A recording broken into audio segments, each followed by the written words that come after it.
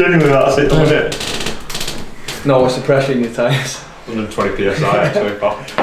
What wrist wrap do you use when you bench? Listen, how many times do people do everything else, focus on everything else besides the thing they need to do to get results? So we talk about this a lot as coaches, and we find ourselves sometimes in a bit of a difficult position because we do pride ourselves on being good coaches, and you know, we do get great results, etc. But there becomes a point where sometimes you just need to fucking get on with it, you know, and find, you know, the power to kind of do what needs to be done and ditch the excuses. We speak a lot, don't we, about like conversations we have with clients and things like that, and they all correlate to the point where it's like, listen, I've told the guy the same process, this is what's required, this is the next step, this is the solution, right, that's not working, we can try this.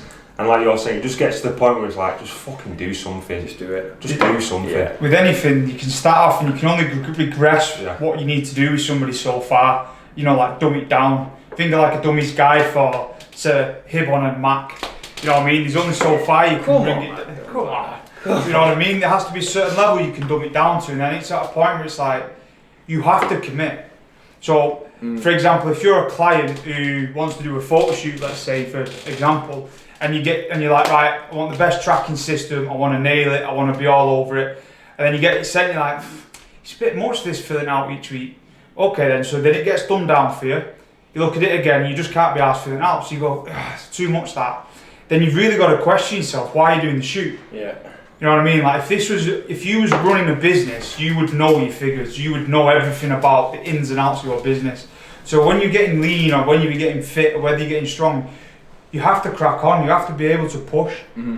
Our job as coaches is to listen to what you want to do. We set a goal, we set a realistic time frame, and then we highlight the things that you're going to need to do to get that result, okay? Obviously, the bigger the goal, the more you might have to do or sacrifice to achieve that goal. It might require a longer or a shorter time frame depending on what you want to do. So once we've highlighted these to-do, so to speak, and we've got your food under control, your training, the tracking systems, it's then up to you to follow that system, okay? There's only so many times we can regress that system until you have to just fucking do something, okay? So let's say we set you off and, you know, what we've asked you to do doesn't really quite fit your diary. We will make changes, right? We'll regress it like Zach said. We'll bring you down to doing something more manageable. And then you might tell us again that, I'm not sure I can do that run, or I'm not sure I can do that training session that day.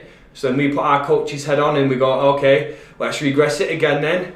And then we'll go, okay, you're ready for that? Yeah, you'll try that. And then at some point we're gonna have to say, do you really want to achieve this goal? Or should we increase the time it's gonna take, because what you're doing right now isn't working and it's not gonna get you to your goal, right?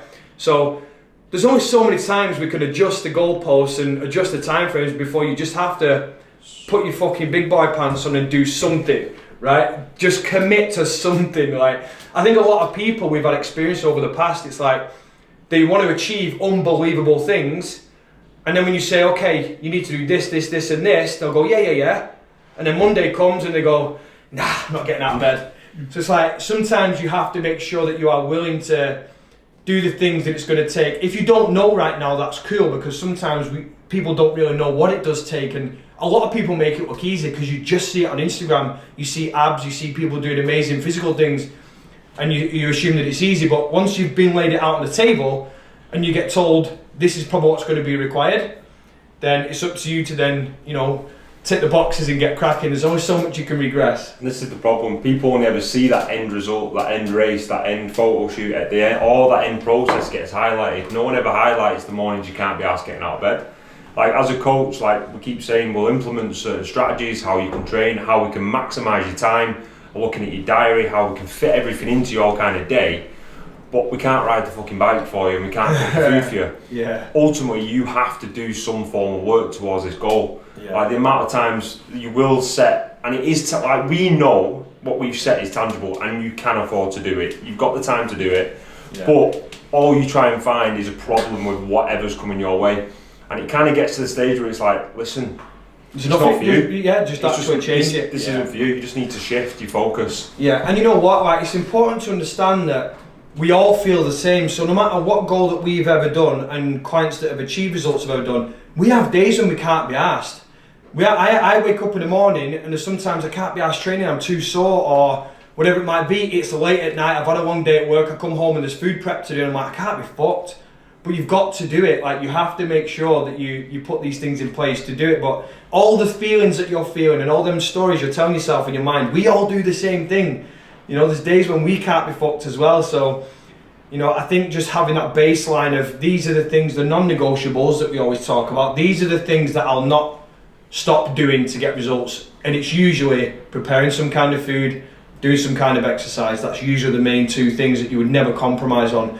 And if you don't compromise on those, you're likely going to get to your results. You know what, as well, these people who can't be asked, they'll also have these issues in life as well. You generally find, think of how many clients you've had who go through a diet phase and how productive they become.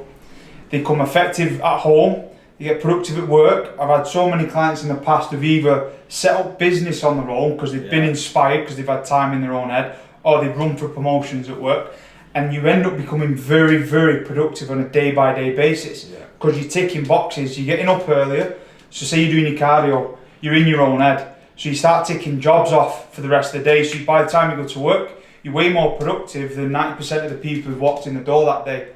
So these people who are throwing the excuses, they're the ones who generally complain about the job. They complain about everything, everything's in a dull light, and they're always trying to find other excuses and point to other people, and they don't take it upon themselves. So true. And you can fucking change that. You can switch that around if you take accountability, and this is what we always find, like Zach said, as soon as you take control of these kind of things, the knock-on effects and ripple effect that it has across your life is huge. So we've had people that have been like that until they switch and they find that they can control their food, they find they can control their training, they start to get results, and that's when the confidence builds and they end up being like that. They maybe not have been like that to start with. A lot of people don't actually start like that, do they? And that's when you say they soon have a mindset shift because they've took control of themselves, and then that's when all these good things come. Mark Coles did a post on it just today about it. Listen, if it was easy, everyone would be shredded, everyone would be an elite level fucking endurance athlete, everyone would be at the top end of every sport. It's not.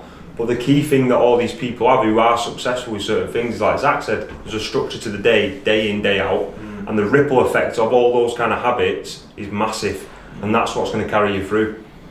Just going off what Hib was saying about moving the goalposts.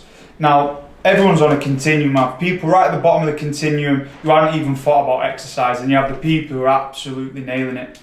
Now, sometimes someone jumps on board and they're actually like, say, 30% on the continuum, but they want to do a photo shoot, but yet they can't even prep the food.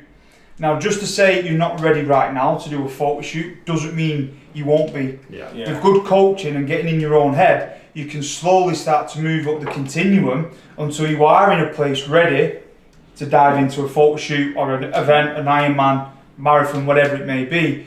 So you've got to really be realistic with where you are on that continuum. Because once you set that, as Ib said right at the start, you're setting your expectations, you can then set the goal off of it. Yeah, put your continuum back up.